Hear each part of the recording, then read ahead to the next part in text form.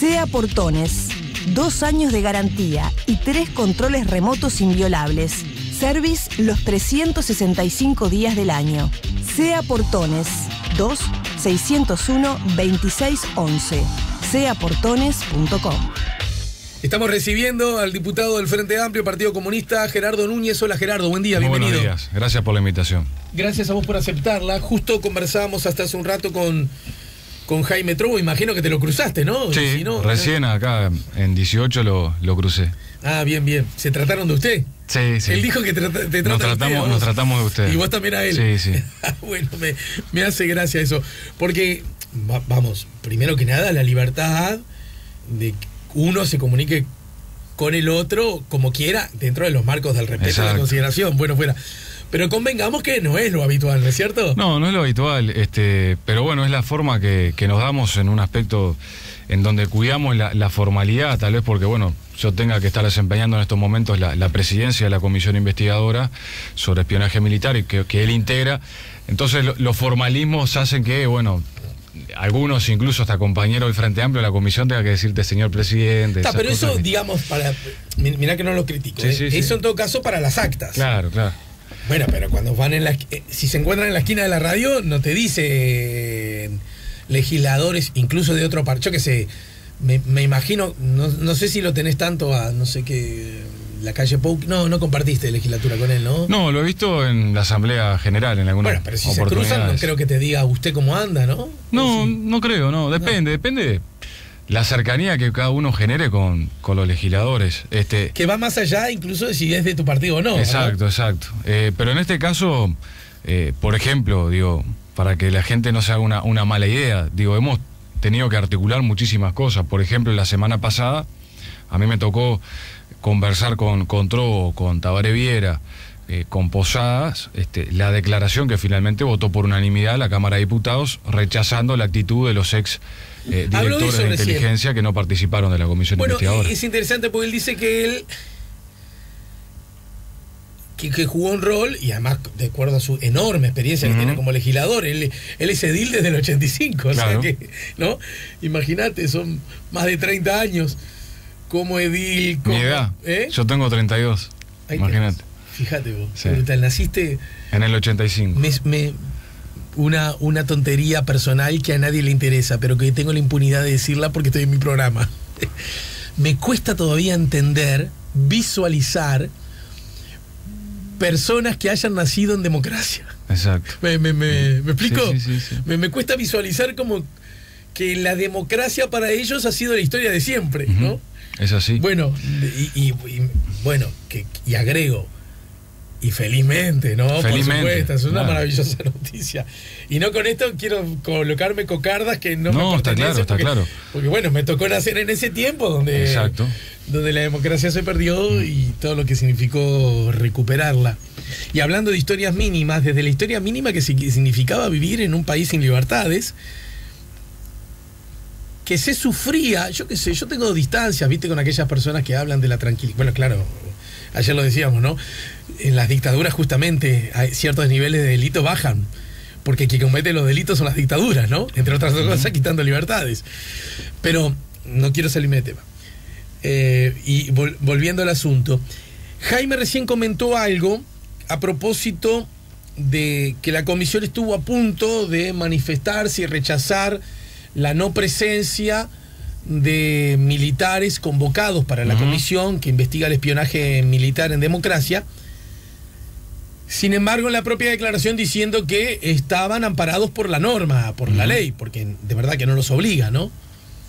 Entonces él entendía que eso formaba parte como una especie de contradicción y ahí generaron lo que ocurre en política. Bueno, negociación, acuerdos, síntesis. ¿Ocurrió algo de eso? Exacto, lo que llevó el Frente Amplio fue una propuesta de declaración como disparador del asunto. O sea, en esto y en los espacios legislativos nunca lo que uno propone de a buena hacia primera es lo que termina saliendo, porque se trata, a no ser que uno solo quiera imponer las mayorías. En algunos casos es necesario votar. Bueno, a ustedes se les reprocha mucho eso, para ¿no? resolver.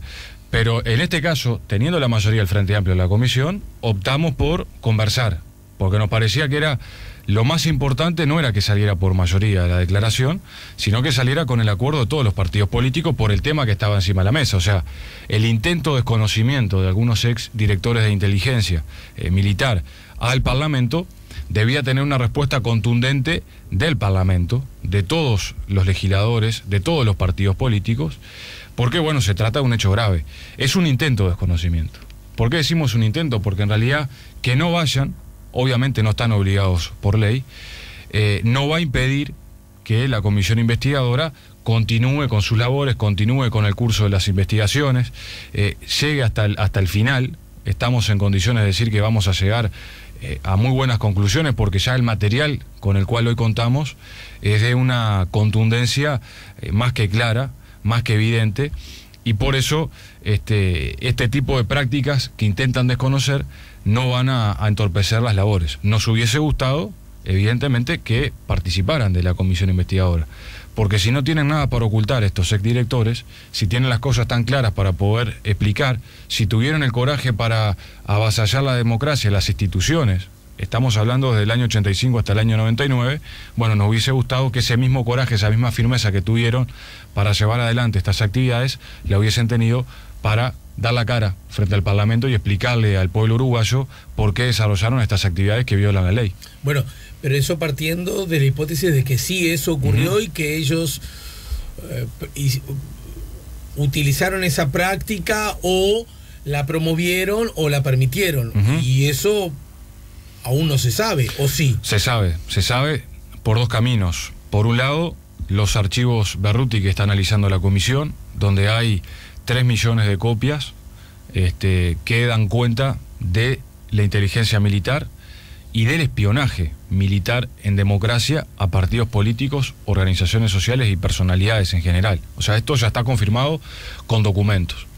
Pero al mismo tiempo, el día lunes, uno de los exdirectores que sí optó por participar, señaló, reconoció que estas labores se hacían. Él utilizó una palabra que genera, por un lado nos generó sorpresa en el momento, por otro lado escalofríos, ¿no? Porque decía, bueno, esto se hacía por costumbre, como se hacía en el pasado, se siguió haciendo, y bueno, se recolectaba información, se hacía inteligencia sobre partidos políticos, organizaciones sociales, por costumbre, casi que por algo que tenía interiorizada la inteligencia militar en años de democracia, ¿no? Lo cual constituye un aspecto de enorme gravedad desde nuestro punto de vista. Anclados en esas conclusiones, ¿no? Que a propósito dijiste que podrían llegar a su relativo fin, porque de estas cosas uno nunca puede, en ningún tema uno puede asegurar hasta aquí llegamos, claro, y esta es la verdad de los hechos, ¿no es cierto? Pero en todo caso, la comisión que investiga el espionaje militar va a funcionar ¿hasta cuándo? Tiene previsto funcionar hasta diciembre. ¿También tiene previsto una prórroga si fuese necesario? Y hay algunos compañeros del Frente Amplio que estamos conversando, estudiando la posibilidad de que haya una prórroga por lo menos hasta el mes de abril. ¿Tú crees que va a ser necesaria? Yo creo que sí. Pero sin embargo recién dijiste que hay ya avances, ¿no? Exacto, hay avances muy importantes, pero fíjate que estamos hablando de un archivo que tiene 3 millones de copias, que pedimos asesoramiento técnico a la Universidad de la República, que la Cámara de Diputados está intentando conveniar con la universidad para que haya un estudio profesional del archivo y que no quede solamente a la visión, al relato que podemos construir los legisladores que integramos esta comisión. Pero al mismo tiempo está el archivo Castiglioni, es otro archivo, fue el origen de esta comisión, está en la justicia y estamos... Aquel que en su momento difundió el semanario Brecha, por ejemplo... Por lo que yo tengo entendido, el semanario Brecha lo que publicó fue el archivo Berruti, ¿sí? O sea, fue el archivo Berruti. Publicó algunos contenidos de los informes de los peritos, Shebor y Rico, vinculados al archivo Castiglioni. Esos informes sí. Y eso es lo que nosotros conocemos.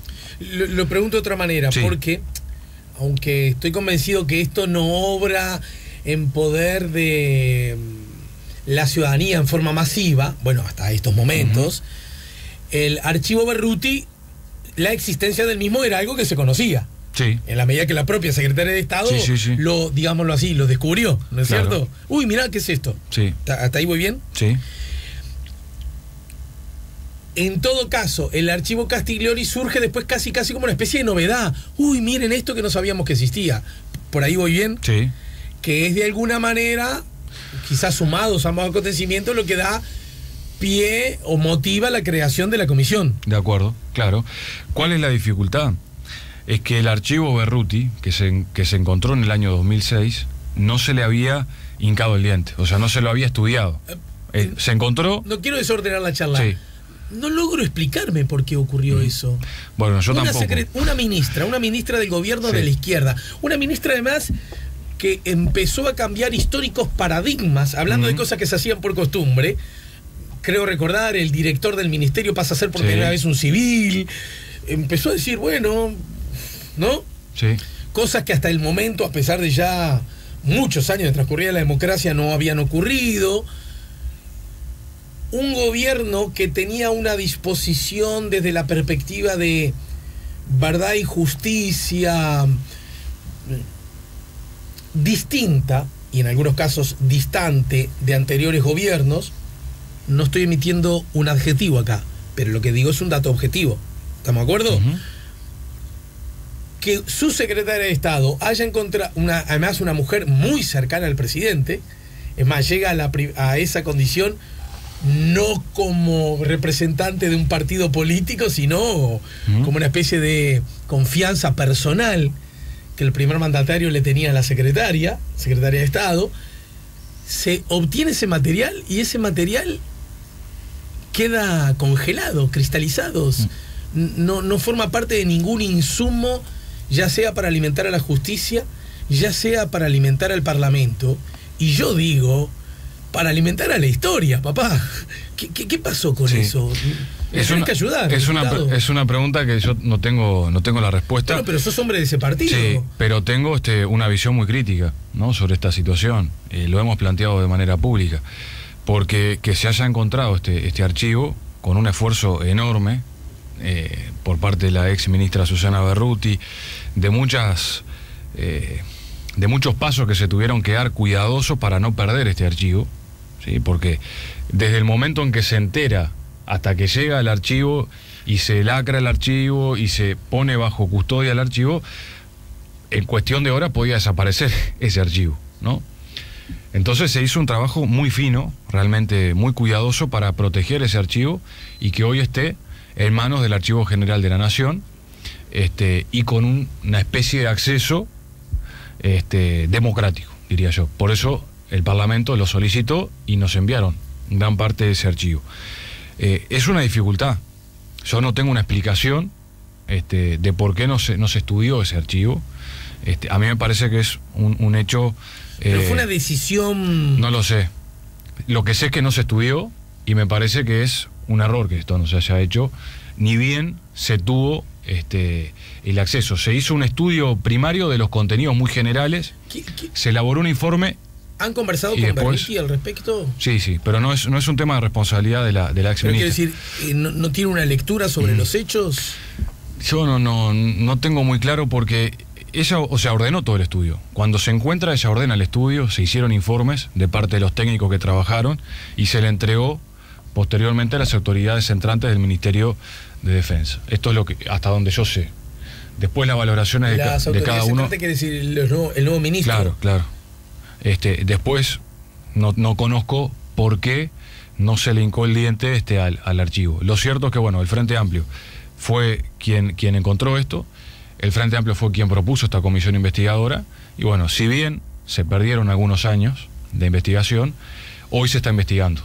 Y por primera vez hay una comisión investigadora en el Parlamento que está investigando los servicios de inteligencia del Estado de nuestro país. O sea, es de un peso simbólico, político, democrático, muy potente. Los estados tienen servicios de inteligencia. Sí. Los servicios de inteligencia investigan. Totalmente. Y además investigan de tal forma que no sea notorio que están investigando, ¿no? Es así. Hasta ahí se podría decir que esa es una tarea que realizan los estados, incluso, para que no quede la más mínima duda, los estados de derecho, de estados democráticos, de estados que dan todas las garantías. ¿En dónde está el ruido entonces? Claro, el ruido. ¿Dónde surge el ruido? El ruido está en el para qué. Ajá. O sea, en el objetivo. Hace varios años ya se está trabajando en un concepto de inteligencia estratégica. ¿Qué significa esto? Que se pueda trabajar conceptualmente una inteligencia pensando en el desarrollo del país, ¿sí? Estudiando los fenómenos regionales, estudiando los fenómenos locales, apostando a estudiar fenómenos medioambientales, obviamente a combatir el delito, ¿no? Porque ese es uno de los aspectos centrales de una inteligencia. Pero no puede estar nunca como mecanismo de control, que fue para lo que se utilizó, como mecanismo de dominación coercitiva para la ciudadanía, para el pueblo, ¿no? Pero eso ocurrió en democracia. Claro, sí, sí. ¿Y dominación y control de qué tipo? ¿De qué forma? Y bueno, porque si yo recolecto información, por ejemplo, sobre vos, sobre un periodista, sí, ¿no? Que tiene una opinión X sobre una medida de gobierno y empiezo a encontrar información tuya que es privada, sí, que es tuya, ¿tá? Que te casaste con tu compañera, que tenés tantos hijos, o empiezan a encontrar cosas que, bueno, dice, supongamos que, no sé, bueno, trabaja en tal otro lugar, tiene un ingreso salarial por concepto de periodista y tiene un ingreso salarial por este concepto. Y empiezan a mostrar, lo han hecho, situaciones de la vida privada de personas, por ejemplo, vinculadas a su orientación sexual. Por ejemplo, ahí entra la coerción, ¿no? Porque una cosa es, si vos me decís, esto que estás poniendo como ejemplo, sí, y obviamente es un ejemplo, sí, que provoca control, sí, que busca cierta dominación, que tiene, da la sensación, objetivos de influir de algún, claro, modo, y que lucen además como ilegales, ¿no, claro, es cierto? Pero ¿ocurrieron esas cosas? Sí, ocurrieron. Por ejemplo, todos los periodistas, militantes de derechos humanos, que hicieron denuncias públicas por violaciones a los derechos humanos en dictadura, pero que le hicieron en democracia, esos fueron investigados todos. Y hay documentos que dan cuenta de esta situación. A ver, yo recuerdo que con relación a ese tema, en los años 90 jugó un rol, segunda mitad de los años 90 en particular, jugó un rol muy importante la revista Postdata, ¿no? Y a propósito de dos temas, Uno, posibles casos de corrupción gubernamental, ¿no? Aquellos sobres de Manila, etcétera. Sí. La revista dirigida por el ex senador colorado Flores Silva, ¿no? Estamos hablando.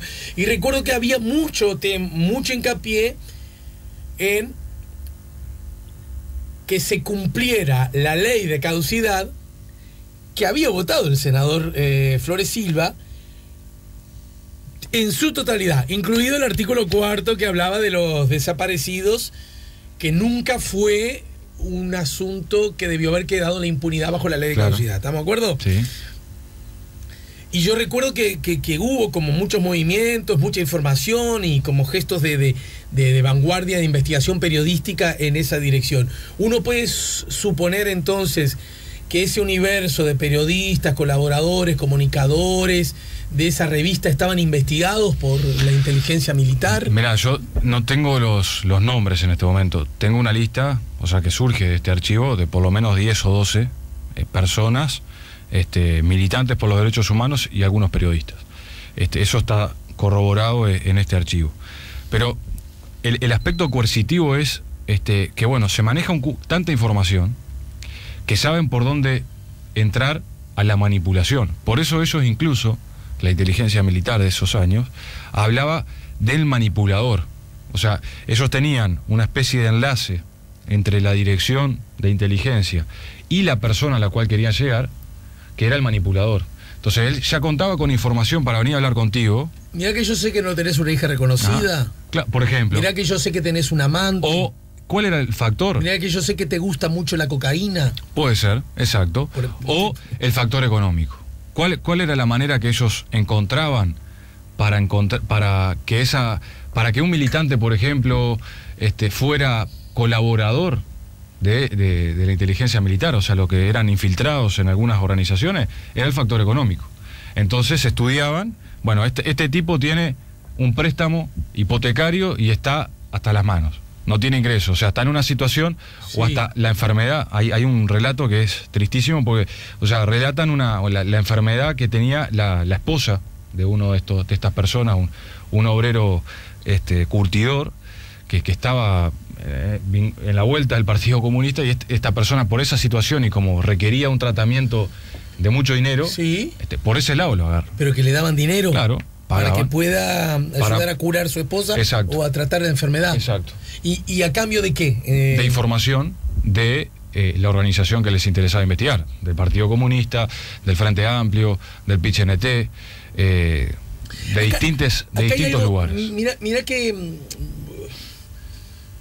acá hay algo que siempre me ha costado entender en esos procesos. No la inteligencia, no la presión, no, digamos, a la corta o a la larga es comprar información, es decir, la extorsión, o formas distintas de extorsión. ¿Estamos de acuerdo? Sí. Ahora, el tema que no me cierra a veces son los elegidos para hacer esa tarea. Porque quiero decir, no me cuesta creer que haya un trabajador en un sindicato que tenga cierta simpatía por la izquierda, o en particular por el Partido Comunista, y que incluso esté particularmente interesado en la Comisión de Derechos Humanos de su sindicato o en el propio partido. Pero a ver, lo voy a groserear para que lo entienda. Pero no es Ronnie Arismendi, ni Jaime Pérez, ni Macera, ni personas que deben tener un cúmulo de información, de contactos. Yo qué sé, es un militante, te diría, sin minimizar, sí, un simple militante que a lo mejor tiene información, pero es que le baja el informe y más o menos. Porque uno podría suponer que gozaría de información tan privilegiada que le va a servir a los servicios de inteligencia, sí, que no lo tengan, yo qué sé, siguiendo los pasos o interceptando una llamada de Arismendi, claro, hablando con no sé quién. Porque seguramente... ¿Me seguís lo que te digo? Totalmente. No es como gastar pólvora en chimangos. Porque lo pasa es que ellos trabajaban a muy largo plazo. O sea, trabajaban en lo inmediato, pero también a largo plazo. Entonces, por ejemplo, iban analizando el desarrollo de esa persona en una interna. En la interna de un partido o en la interna de una organización social. Entonces, de repente sí era un militante de base, pero después ya estaba en una dirección seccional. Ajá. Y le interesaba esa información. Era el secretario de propaganda de una coordinadora del Frente Amplio, ¿sí? Esto está estipulado de esta manera. Después estaba en el comité departamental de Montevideo. O sea, iban haciendo... Claro, le iban haciendo, entonces, y eso ponían, bueno... Carrera política, digamos. Sí, yo no le llamaría carrera, pero... está bien, la expresión carrera puede que no te guste, no lo decía desde ese lugar. Bueno, pero va asumiendo, de asumir responsabilidades, claro, que te colocan responsabilidades mayores, de conocimiento mayor que otros. Y cuando querés acordar, está en un nivel de dirección muy estrecho. Por ejemplo, pasó con el caso que tanto se habló de quien estaba en la FOEB. Sí, llegó a la mesa representativa del PIT-CNT. O sea, estaba en un lugar de discusión muy fino, muy reducido. O sea, bueno, hay 20 y pico de sindicatos que integran y gremios que integran la mesa representativa. Pero quiero decir, llegan a niveles de información que para esos momentos, para ellos era de mucha importancia. Y bueno, me lo contestás luego de la pausa.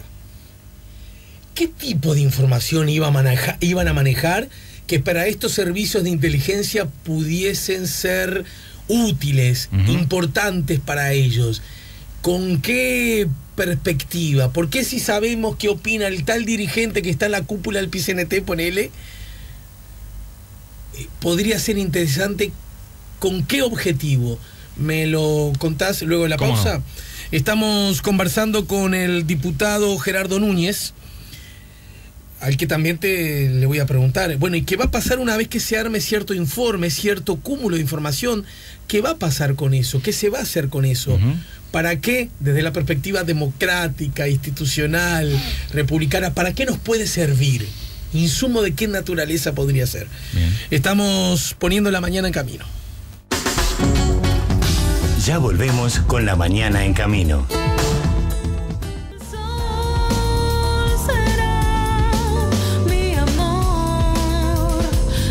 Estamos poniendo la mañana en camino, estamos conversando con el diputado Gerardo Núñez del Frente Amplio, del Partido Comunista. que integra, bueno, de hecho preside la comisión que investiga el espionaje ocurrido en democracia.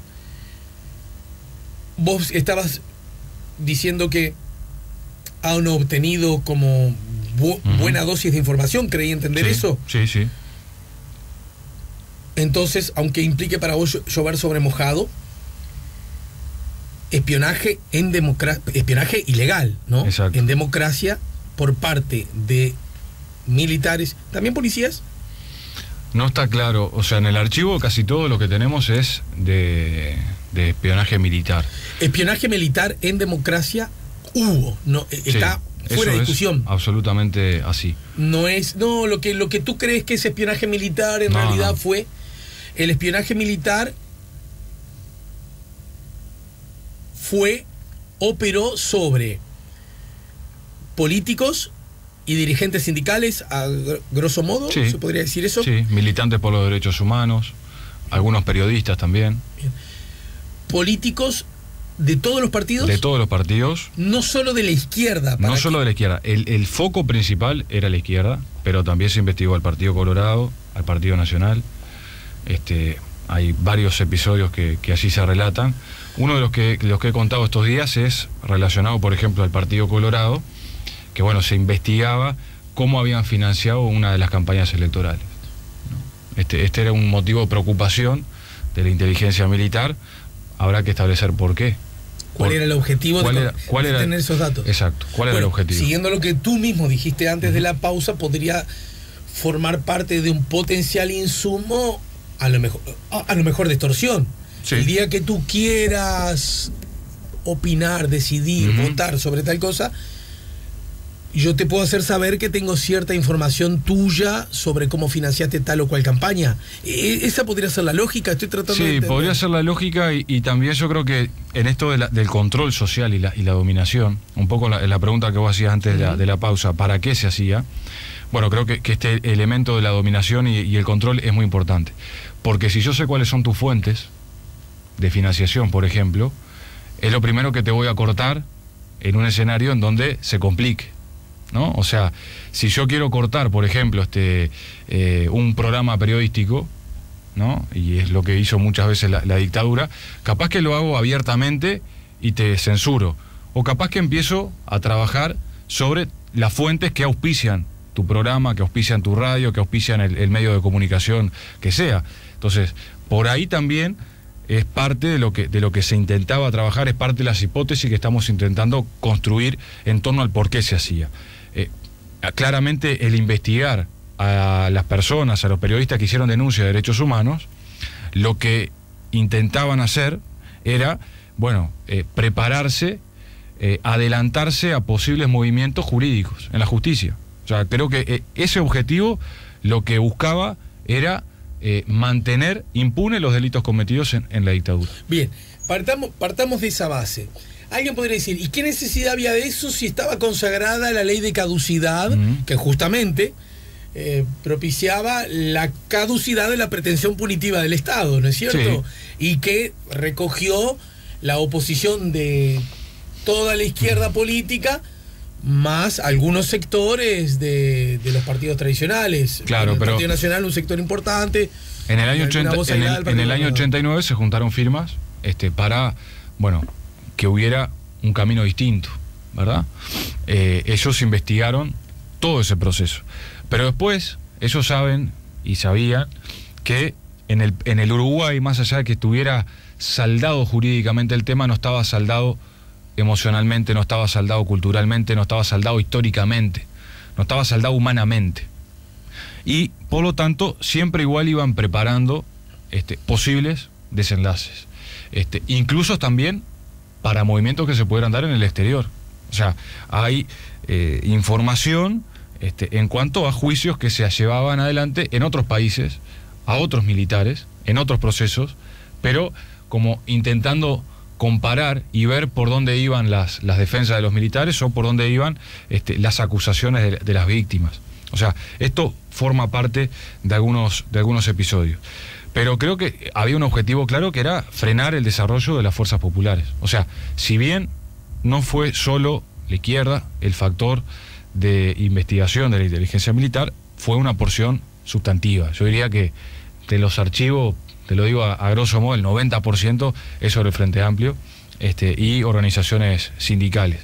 Era frenar esto. O sea, cuanto más conozca desde la lógica de ellos al enemigo, ¿no? Porque constituía un factor de riesgo, es la única explicación que tuvieran ese grado de planificación y sistematización. Y ese accionar de esos militares que se salían de la norma y que tenían ese fin, digamos, de perpetrar, llamémosle, corregime, la impunidad, se puede decir así, ¿está bien dicho? Sí.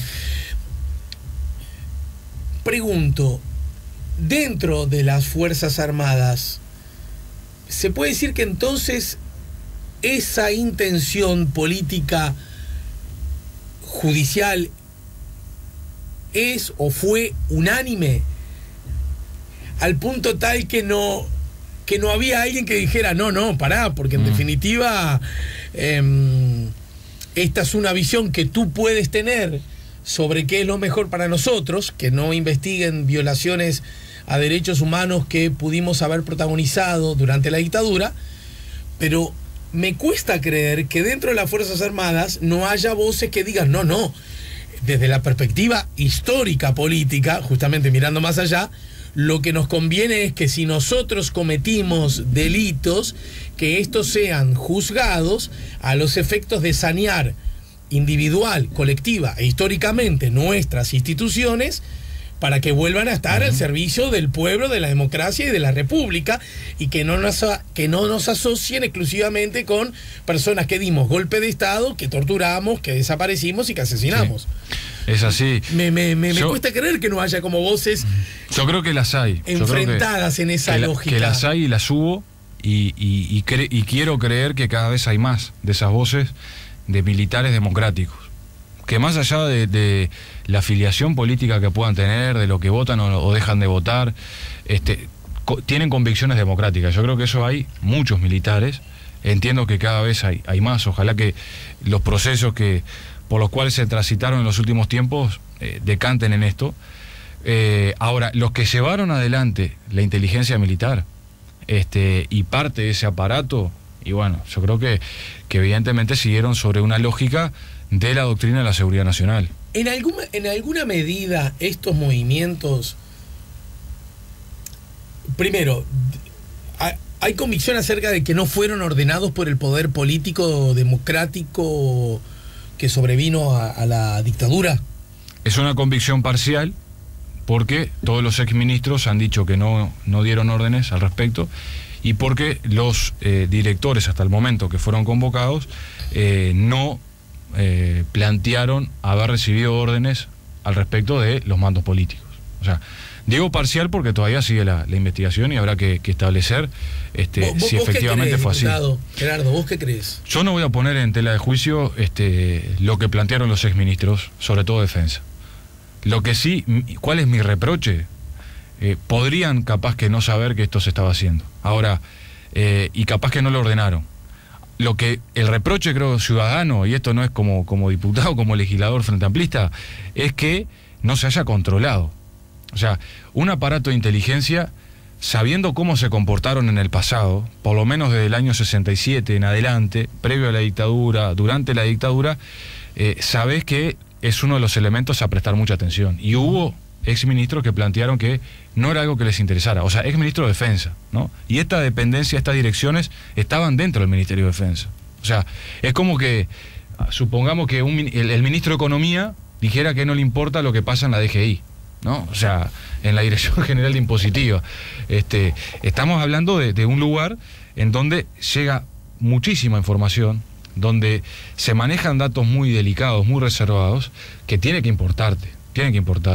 Entonces, por ahí va el reproche, la preocupación, y bueno, el malestar que generó escuchar ese tipo de apreciaciones en la comisión. Ajá.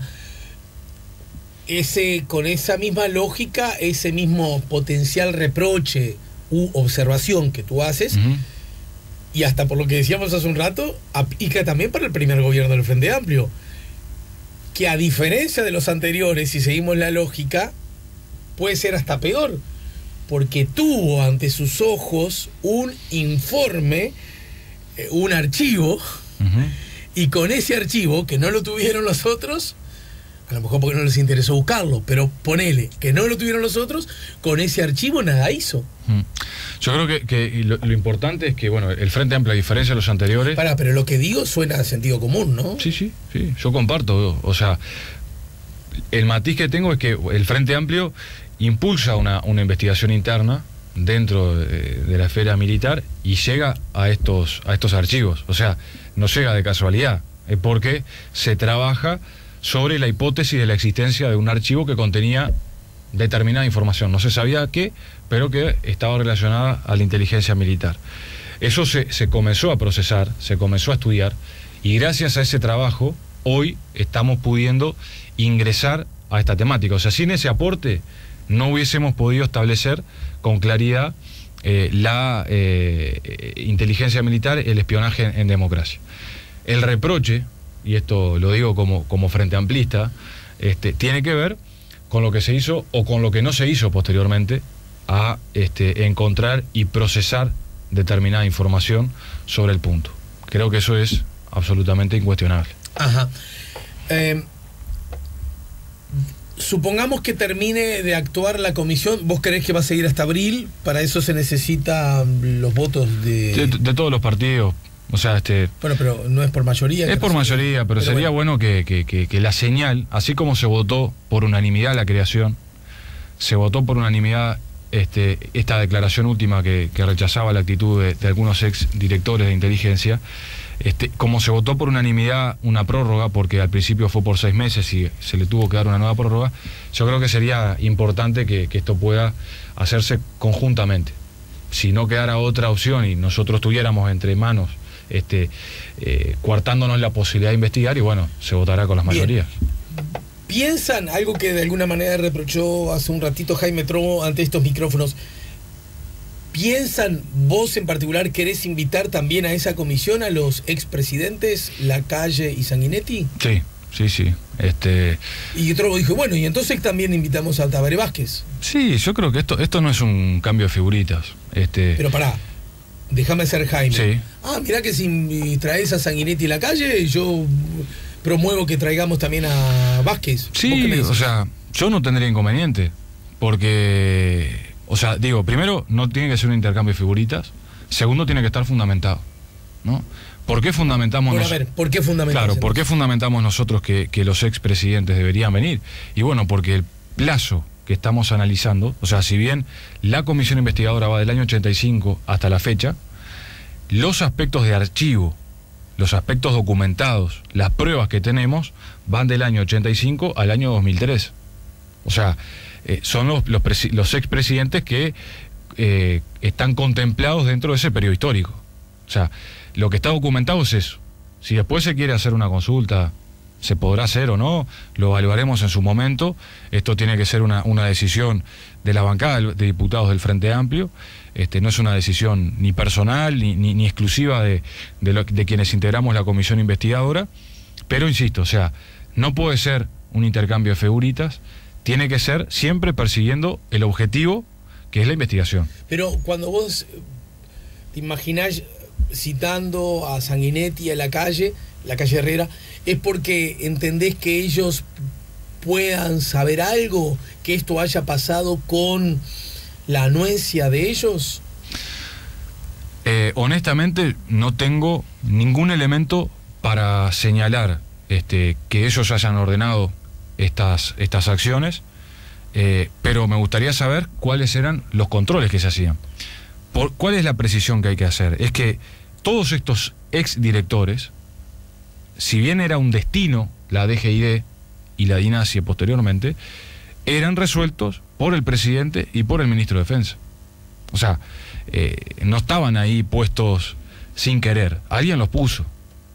Ese funcionario, dependiente del poder político, no rendía cuentas, no decía en qué trabajaba, en qué destinaba los recursos que se le da en cada votación presupuestal. O sea, nosotros pedimos un informe al Ministerio de Defensa que va del año 99 al año 2011, creo, y más o menos se destina solo a esta dirección de inteligencia militar aproximadamente $1 millón por año. Bueno, ¿en qué se gasta? Es lo primero que debería preguntar cualquier funcionario público, con, además, capacidad de mando, ¿no? Porque yo sé que antes, en otros momentos, como nos dijo una compañera queridísima, que no voy a revelar su nombre, antes de que llegara al Frente Amplio, al gobierno, el ministro de Defensa era el comandante del ejército. Tenían un rol bastante secundario los ex ministros, pero bueno, yo no puedo creer que no se haya por lo menos pedido un informe acerca de cuál era la actuación de la inteligencia militar. ¿Cuál ha sido la síntesis de los testimonios de los distintos secretarios de Estado que por supuesto fueron naturalmente conmigo? Sí. ¿No? Y bueno, básicamente que no tenían conocimiento de estas acciones y que no las sabían. ¿El eslogan chiarino? Sí, que no tenían. Algunos dijeron que no se acordaban. Pero la mayoría dijo que... Pero ¿no advertiste matices, actitudes más predispuestas a colaborar, otras más herméticas, otras sencillamente antipáticas a la comisión y otras decir, bueno, a lo mejor se me escapó la tortuga, pero siento que fue una mala noticia, si eso ocurrió y cuente conmigo? ¿Hubo? Sí, hubo diferencias. Lo primero es que todos los invitados participaron, todos los exministros que fueron invitados participaron, y esto es muy importante. Hubo diferentes niveles. Está bien que digas lo que digas. De participación. Estamos hablando de una comisión del Parlamento, que no vaya un exministro. Y sería. Pero puede llegar a suceder en algunos casos. Es como en este caso que el diputado Trobo dice, bueno, si va un expresidente de mi partido, que venga otro expresidente del Frente Amplio. O sea, bueno, y yo que no soy ni diputado del gobierno, ni diputado de la oposición, digo, que vayan. Sí, claro, porque no tiene que haber ningún problema con eso. Ahora, vuelvo a insistir, el tema tiene que estar focalizado en el objetivo. ¿Para qué? Ya sé que son otros sistemas, pero yo veo a Rajoy que va al Parlamento cada rato y le dicen de todo. Por supuesto, no con ese estilo que no me gusta nada, los españoles. Pero aflojemos tampoco la mano con esto de que no tiene nada de malo. Para mí todo lo contrario. Enriquece el debate, enriquece el intercambio. Nadie va a agraviar a nadie. Yo creo que si hay miedo de que alguien agravie algo, me parece que no conocen ni a los integrantes de la comisión, no conocen al Parlamento. Agravia a alguien, el que pierde es el que la agravia. Sí, totalmente. Y la ciudadanía en su conjunto verá, miren como agravia, en lugar de manejar ideas, de manejar ideas, de profundizar, de hacer preguntas, porque acá el objetivo es conocer. Si yo tuviera elementos acusatorios, los estaría presentando a la comisión investigadora o en su debido momento en la justicia. Acá lo que queremos es indagar, es conocer cómo se dieron determinados procedimientos, qué nivel de conocimiento tenían las máximas autoridades políticas en el Uruguay. Pero también, nosotros lo hemos planteado y ha sido motivo de algunas ripideces en la comisión, incluso hasta medios que públicas, tiene que ver con la participación de agencias internacionales en nuestro país. O sea, está documentado en este archivo que participó la CIA, por ejemplo. Hoy vos me preguntabas si la inteligencia era solamente militar, si no había comprobación de inteligencia policial en este aspecto. Bueno, uno de los documentos que tenemos es que la CIA pagaba 37 sobres a 37 informantes que estaban en el Ministerio del Interior y en el Ministerio de Relaciones Exteriores. O sea, para mí se cae de maduro que, se pueda invitar a las autoridades, tanto del Ministerio de Relaciones Exteriores como del Interior de la época, como también a la Embajada de Estados Unidos. Bueno, acá dijo Trobo hace un ratito, perdón que lo cite, pero como justo salió el tema, digo que esta es un gesto político que puede ser interpretado como, vas a invitar a la embajadora no va a ir porque no está obligada a ir, y vamos a decir, la embajadora del imperio se rehusó a venir a la casa de todos, a la casa de los orientales. En realidad, más que con el fin de obtener información, con el fin de obtener un gesto, un hecho político. Yo creo que eso es... de alguna manera, no quiero utilizar un calificativo que extienda una situación. Lo que sí quiero decir es, lo que nosotros buscamos es conocer por qué la CIA generó esta acción en nuestro país que atenta contra la soberanía del Uruguay. Punto. Eso es lo que nosotros queremos saber. Algunos entienden que esto es una medida para... Robo también dijo, ¿y qué te crees? ¿Que la inteligencia cubana no trabaja acá, no actúa acá? Bueno, ¿no hace pero cosas acá? yo no lo sé, no lo tengo claro. Me parece que Trobo se maneja la misma lógica. Si viene en la calle, entonces que venga Tabaré Vázquez. Si viene Estados Unidos, entonces que venga Cuba o Venezuela. No tiene nada que ver. Bueno, o sea, si encuentran... Después estamos los que no Claro. tenemos ni una lógica ni otra. Es decir, bueno, y si lo hizo la CIA estuvo mal, y si lo hacen los cubanos también está mal. Claro, ¿cuál es el problema? Hay algunos que no nos tiembla nada en ese sentido. A mí tampoco. ¿A vos te tiembla? A mí No. tampoco. Bueno. Lo que sí digo es que tiene que estar documentado. O sea, que es una apreciación de un legislador. O sea, yo reto, en el buen sentido, pero le propongo al diputado Trobo que encuentre algo sobre algún servicio internacional de otro país que no sea Estados Unidos, vinculado al archivo Barruti. No Vos hay. decís que en el caso aplica la invitación a la convocatoria porque hay datos. Claro, porque es lo que tenemos en el archivo. O sea, de esos sobres de la de esos famosos sobres. de la CIA. Claro, podríamos, o sea, ¿En qué año fue eso? Entrada de la década de los 90. O sea que nosotros no tenemos problema. Lo que decimos es, a ver, la solicitud viene porque encontramos esto en el archivo. No es porque a mí me parece tal cosa. Si queremos invitar a todos los servicios de inteligencia que operan en el país, invitemos a todos los países. Nosotros tenemos una lista bastante larga. Ahora, no se trata de eso, se trata de, bueno, ¿cuál es el objetivo? Es corroborar qué sucedió con esto que está planteado en el archivo, que hay documentos. Concretamente está ubicado en el rollo 902. También podríamos suponer que acciones protagonizadas por la CIA ocurrían a espaldas, sin la anuencia y hasta sin el conocimiento, y hasta, ¿por qué no?, hasta con un posible y potencial rechazo de los embajadores de turno de la época, y ni hablar de la actual embajadora, ¿no? ¿O Bueno, no? O no, te pregunto con cierta ingenuidad, si lo hace la CIA, ¿el embajador lo sabe? ¿Decís tú? No lo sé.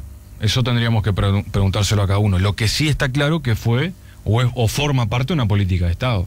O sea, que Estados Unidos interviene a nivel mundial, que tiene una agencia como es la CIA para actuar.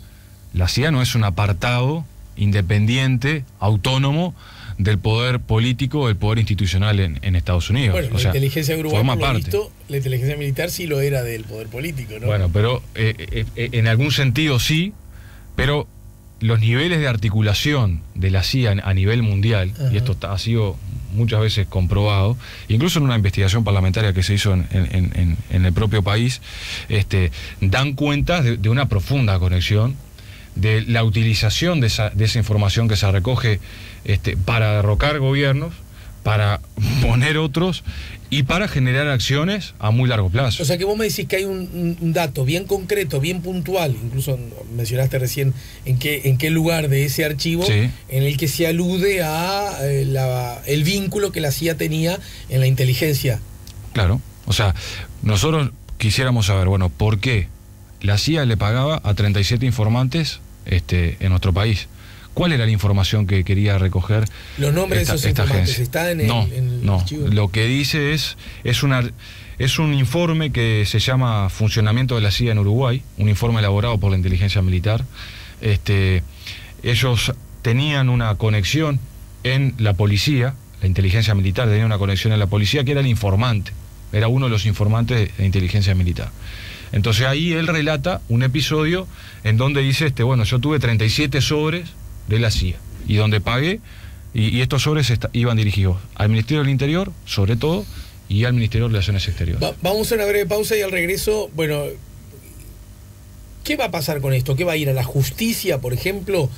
Del mismo modo que insumos que emanaron de la comisión investigadora por el caso ANCAP fue también a la justicia. ¿Será ese el camino que sí o sí haya que transitar? Desde la perspectiva política y parlamentaria, ¿hay caminos en sí mismos que pueden protagonizar ustedes? Lo vemos luego de la pausa. Y bueno, y además quiero tu opinión, en la medida que sos diputado del gobierno y diputado del Partido Comunista, de esta propuesta del diputado Jaime Trobo acerca de resarcir a víctimas de la sedición, planteo que le hizo ayer a la vicepresidente de la República, Lucía Topolansky. Estamos poniendo la mañana en camino, estamos en el 98.7, estamos recibiendo vuestros mensajes a través del 099-894-987, WhatsApp o SMS 099-894-987, también a través de nuestra página Facebook, La Mañana en Camino. Ya volvemos con La Mañana en Camino.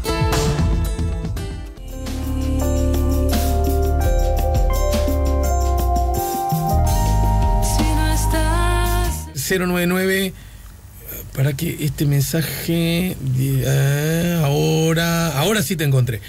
Pero Macarena Hellman no tuvo que recurrir al juicio en el exterior, aludiendo a, la denuncia que hizo en la Corte Interamericana, ¿no? Que entre otras cosas provocó que entre muchas otras cosas, que se creara la Institución Nacional de Derechos Humanos. No me doy cuenta exactamente de dónde y hacia dónde va el comentario, pero a propósito de este sí, debe tener que ver, supongo, por lo que está planteado ahí, con esto de que vos señalabas en torno a qué pasaba con la ley de caducidad. Si en realidad algunos juicios no se podían hacer acá, yo comentaba que era probable que se pudieran hacer algunos, tal vez, pero que también había un estudio de aquellos juicios que se hacían en el exterior. Como que aplica en ese sentido. Podría ser. Pregunto qué interés tenían las inteligencias de otro país que fuera útil. Gracias, lo dice Omar. Bueno, está bien, elegí. Demos por bueno que todo lo que está ahí en el archivo es que la CIA... Y la CIA, y acá hay que... Alguien puede decir, ¿qué le puede interesar la CIA acá? Sí. Algo de acá y gastar plata en pagarle a algunos policías o a algunos militares en averiguar qué. Bueno, eso habría que preguntarle a ellos. Lo cierto es que hay mucha evidencia en nuestro país.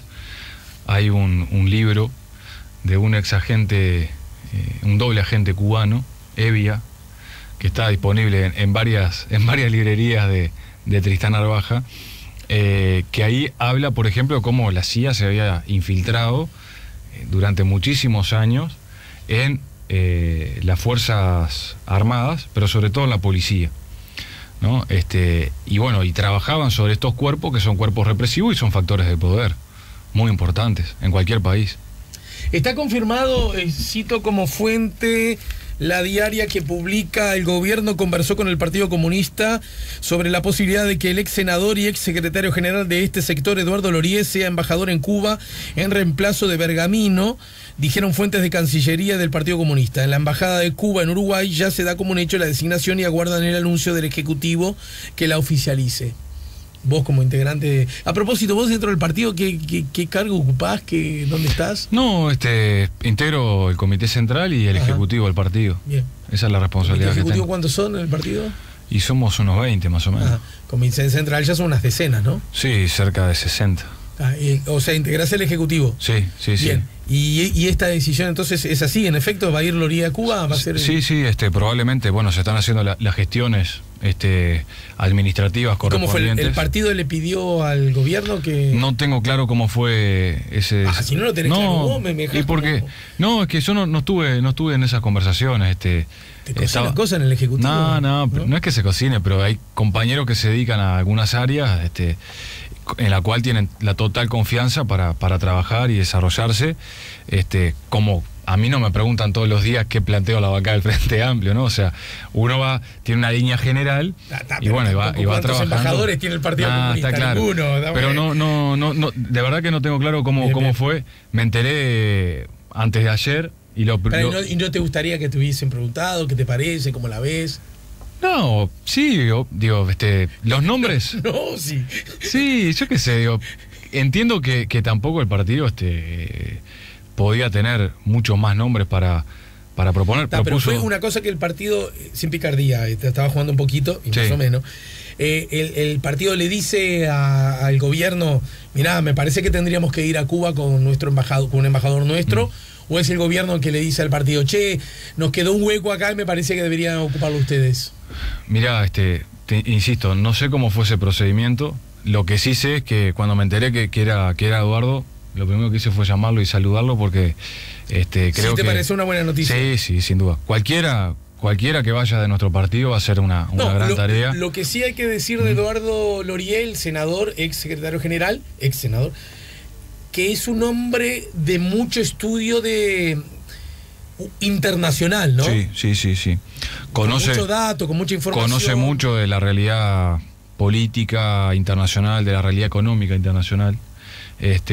Para nosotros que esto se pueda estar desarrollando es una cuota de confianza muy fuerte al partido y obviamente al nombre de Eduardo Lorier, un compañero que tiene innumerables condiciones para esta y otras muchas tareas.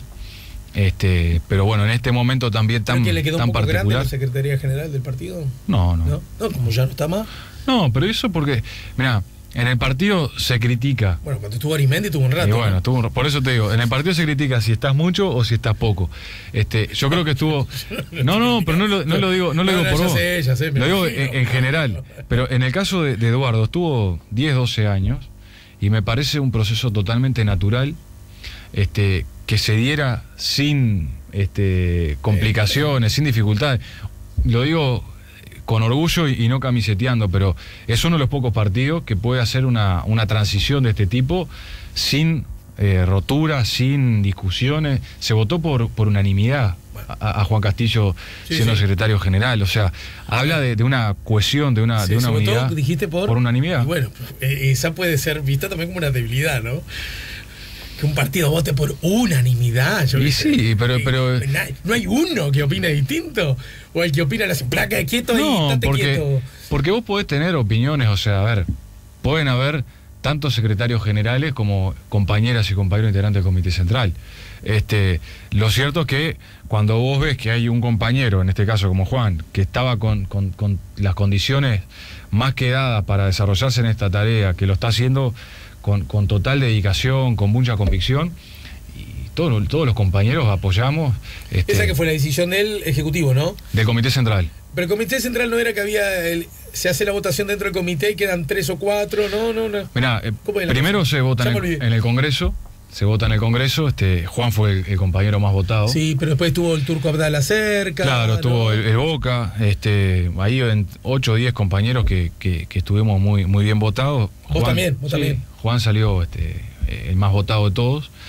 Y bueno, y en el Comité Central era el momento para que Juan pudiera desarrollarse en esta tarea. Un compañero con una experiencia sindical enorme, eso es igual, un compañero con experiencia en el gobierno, un cuadro político, un compañero con experiencia en el Frente Amplio, porque estuvo desarrollándose como vicepresidente en momentos muy importantes. O sea, era el momento para que Juan estuviera, y por eso, bueno, varios compañeros impulsamos que Juan... Ahí no aparece una mujer de que viene desarrollando, ¿no? Y fíjate que en los últimos 20 años Marina Arismendi fue secretaria general. Después vino Eduardo Lorier, después Juan Castillo. Yo digo ahora. No, pero hay. Entre los más votados, quise decir, no hubo. Estaba Ana Olivera. Ana Olivera fue una de las compañeras más votadas dentro de 8 o 10 nombres. Sí, también es cierto, sí, es cierto. Ana fue Quise pelearte y me respondiste bien, está bien, pero por ahí va el planteo. Ajá. A propósito, entonces, confirmado, Lorier va a ser el próximo embajador ante... bueno, hay una venia, ¿no? Tiene que pasar por... Sí.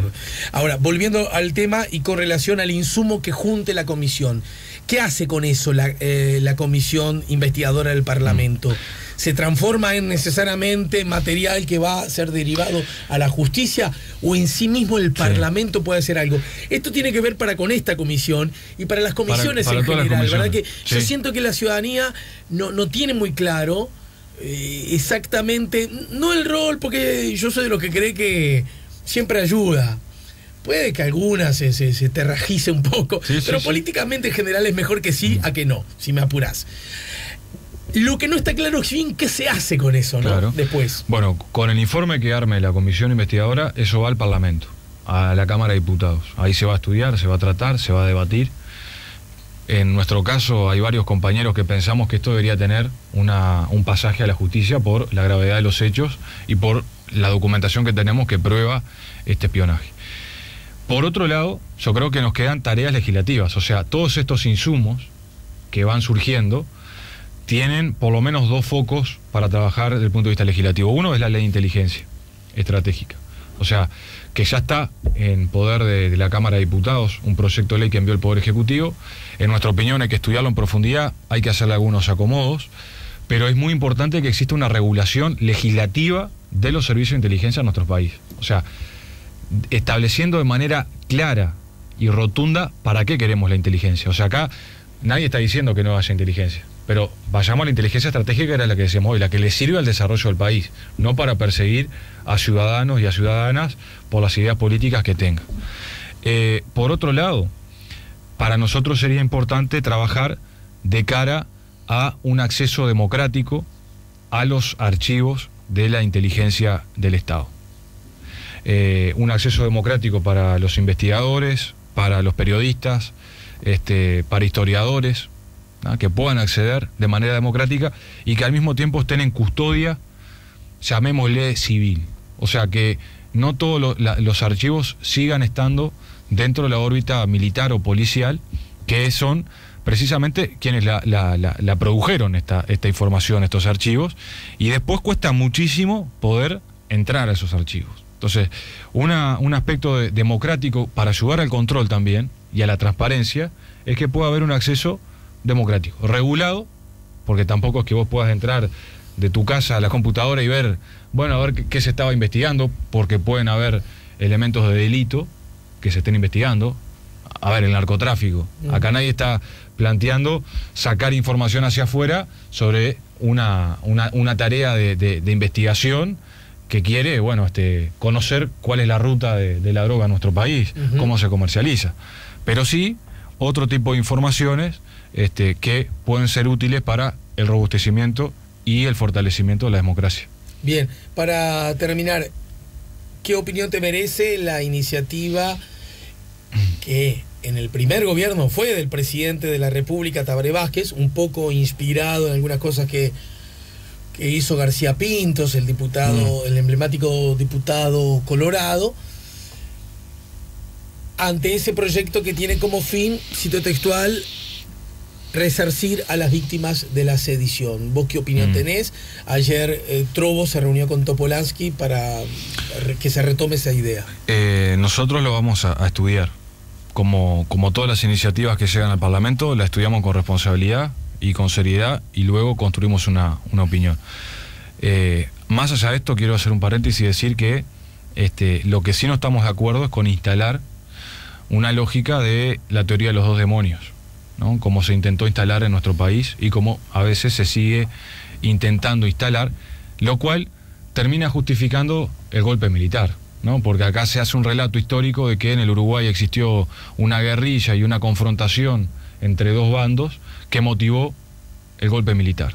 Y sin embargo, todos los historiadores serios que han hecho un estudio en profundidad sobre la historia reciente de nuestro país saben que en el año 72 ya no había guerrilla en el Uruguay, estaba desarticulada, estaba desarmada, se instala la dictadura en el año 73 y luego lo que hubo fue terrorismo de Estado, luego lo que hubo fue persecución del Estado, de la dictadura cívico-militar para con los ciudadanos, con los uruguayos.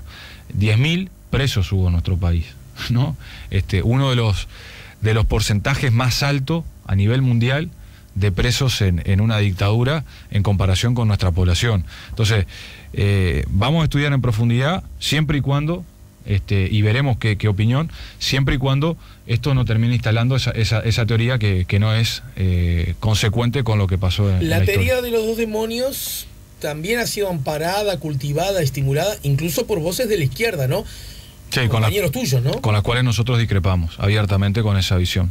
Discrepancia que igual no ha oficiado como obstáculo para en distintas circunstancias y en otros temas hacer alianzas, ¿no? Exacto, sí, porque tenemos una convicción de construcción de mirada estratégica, de desarrollo del país. Sabemos que como hay temas que nos unen muchísimo con compañeros y compañeras del Frente Amplio, hay otros con los cuales tenemos matices y diferencias. Este es uno de los puntos. Nosotros, desde el Partido Comunista, siempre hemos enfatizado en que acá lo que hubo fue una dictadura cívico-militar y terrorismo del Estado. Acá lo que hubo fue represión y encarcelamiento a el pueblo, a las voces que, bueno, se oponían a esa dictadura, a las personas que resistieron la dictadura, y bueno, sobre eso no nos vamos a bajar, no por un tema de orgullo, no por un tema de ser soberbios, ni nada que se le parezca, sino que, bueno, la historia y los estudios académicos que se han hecho con independencia de criterio han establecido precisamente que, bueno, lo que ocurrió en nuestro país fue una dictadura cívico-militar que además hablando hoy de la CIA y hablando de agencias internacionales, respondió a una estrategia regional, a una estrategia que se armó en Estados Unidos y que se hizo en la región. Golpe de Estado en Brasil, golpe de Estado en Argentina, golpe de Estado en Chile. Suena es parte. No, ya estamos en el final de hoy, ¿no? Pero en todo caso, para pastillita que pueda servir para otros debates y otras charlas, del mismo modo que quede claro ante ti, que sos mi invitado, y ante los oyentes, que son a los que me debo, del mismo modo que yo creo que el argumento acá hubo dictadura porque hubo tupas, para groserearlo, no, es el argumento que se maneja muy habitualmente, es un argumento que desde la perspectiva académica, histórica, no resiste el más mínimo análisis, es equivocado, para decirlo menos, es ingenuo, para decirlo menos. Del mismo modo, resulta también igualmente equivocado decir que solo acá hubo dictadura porque lo quiso el imperialismo norteamericano, que sí vio con buenos ojos el golpe de Estado, por supuesto, tampoco hay que dejar de decirlo, ¿no? Pero da la sensación que el quiebre institucional al que se llega en Uruguay es fruto de muchos vectores, de muchos actores, de muchas circunstancias, ¿no? No hay una... Ni solo por los tupas, para no seriarlo, ni solo por los yanquis, ¿no? No quise decir que era solo por Estados Unidos. Quedó un poquito la impresión. Lo quise encuadrar en un escenario regional, en una estrategia que existió, que bueno, fue el Plan Cóndor. Lo que digo es, ¿existió la dictadura cívico-militar? Porque obviamente hubo fuerzas en nuestro país que la quisieron impulsar, pero también existió porque tuvo un apoyo internacional muy fuerte. O sea, las armas con las cuales se reprimía a nuestro pueblo, instrucciones para la tortura, para el encarcelamiento, venían todas de Estados Unidos, de la Escuela de las Américas. O sea, esto es parte... Convengamos también el hombre y sus circunstancias, ¿no? Y ante la tentación de los juicios anacrónicos, que siempre son vigentes, porque uno lee las cosas con el hoy, y hay que hacer el esfuerzo de leerlas con el ayer, ¿sí? También. Es que buena parte de la sociedad uruguaya, buena parte de la izquierda, estoy hablando con un representante de la izquierda, y en particular el Partido Comunista, tenían una adhesión, una vocación, una lealtad a la institución democrática probablemente más frágil de la que tuvo una vez recuperada la democracia y pasado el golpe, ¿no? ¿Vos, el partido con...? Sí, el partido que tuvo integración. Bueno, no en tu época, tú no eras nacido, por supuesto. La idea de que la democracia es simplemente una democracia formal, que es burguesa, que responde a los intereses. Y bueno, el Partido Comunista da la sensación, más allá que después procesó otro debate, pero que la recuperación democrática vino con una especie de, porque se quemó con leche, de convicción democrática, aún burguesa, aún formal, de que no había que descuidarla y había que cuidarla. Sí, ¿no? Es que nuestro partido históricamente, o sea, fue un defensor de la democracia. Es más, yo hice un trabajo sobre democracia y socialismo, un trabajo de estudio sobre escritos de distintas personalidades, digamos, de izquierda, incluso hasta de Marx, intentando unir el concepto de democracia al concepto de socialismo, intentando unirlo en términos históricos, ¿no? Y son inseparables. O sea, hoy hablar en Uruguay de un avance en derechos, de un avance de profundización, con cambios, con más transformaciones, y son en democracia o no son. Bueno, y somos los principales defensores. Democracia y dictadura del proletariado no parecen llevarse muy bien, ¿no? Porque son conceptos que han sido mal utilizados. O sea, yo creo que el concepto de dictadura del proletariado, claro, porque viene del concepto de que hay una dictadura en democracia de las clases dominantes, por llamarlo de alguna manera. Yo es un concepto que no comparto. El de dictadura del proletariado es un concepto que no comparto. Prefiero hablar de construcción de hegemonía, desde una visión más gramsciana del asunto, de construir socialmente y culturalmente valores que tengan que ver con, bueno, la izquierda, con el movimiento popular, y no con un concepto que creo que está bastante mal visto. Pero sin embargo esta charla tendríamos problemas para tenerla en Cuba, por ejemplo, ¿no? No lo tengo A claro. propósito de un partido único, la posibilidad de no elegir, yo qué sé. Sí, no, pero hay un partido único. La calle Pou, que ahora es candidato y que vos no lo vas a votar y que vas a hacer esfuerzos electorales para que no gane la próxima Sí. elección, lo digo porque es uno de los candidatos Claro. claramente visible. En Cuba ni siquiera tiene Claro. la posibilidad de ser candidato a la presidencia. Pero ahí lo que hay que conceptualizar es sobre los distintos tipos de democracia. O sea, nosotros conocemos una democracia, la occidental, con la cual estamos de acuerdo y quisiéramos mejorarla. Seguramente muchos uruguayos quieran mejorarla en un montón de temas, ¿no? Y en Cuba existe otro tipo de democracia. Ahora van a haber elecciones, que acá en Uruguay no se habla. Del proceso electoral en Cuba, de cómo es, hay un partido único, pero cómo se eligen los participantes, Pero cómo se eligen. Jaime Trobo, que estuvo recién, podría presentar. Jaime Trobo y cubanos probablemente podrían no. presentarse. Y probablemente no. Entonces, ¿de qué me habla? Pero bueno, son personas que, a ver, en el caso de Cuba participan todos los ciudadanos que tienen convicciones democráticas. Todos pueden participar de las elecciones. Obviamente los que están imposibilitados de participar son aquellos que han promovido actos de terrorismo en Cuba, como pasa en Uruguay, ¿no? Bueno, pero en Cuba Porque- el mejor terrorismo de acto es simplemente decir no estoy de acuerdo con el que gobierna. No, eso no es así. ¿No? No. Pero no puede formar otro partido que no sea el Partido Comunista. Y porque hay un partido que es el Partido Comunista, pero se puede integrar la Cámara de los legisladores, los diputados, sin ser integrante del Partido Comunista. O sea, eso es parte de lo que sucede hoy en Cuba.